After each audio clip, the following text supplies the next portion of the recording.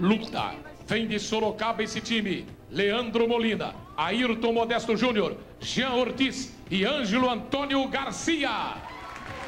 Essas feras, o Scatamaca não gosta de luta, então ele não põe aqui que tipo de luta é, que tipo de trabalho vocês vão fazer. Que tipo é, Leandro? A gente vai fazer uma coreografia de lança, onde os três vão vir me furar com a lança e eu tenho que escapar, assim, tipo cinema. Normalmente que isso tem um esporte, o taekwondo, karatê, a galera se identificar ou não. É um tipo de luta que vocês criaram, uma coreografia de cinema. Isso, uma coreografia de cinema, mas baseada nos movimentos de Kung Fu.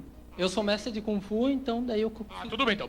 A base é o Kung Fu e você é mestre de Kung Fu. Todos os outros também são praticantes do Kung Fu. Aí dá para uma demonstração para a galera de quanto é variado o Kung Fu, que nem sempre as pessoas sabem. Não é isso? Então vamos lá, galera. Atenção, coreografia de Kung Fu, às 6h16, aqui no Domingão.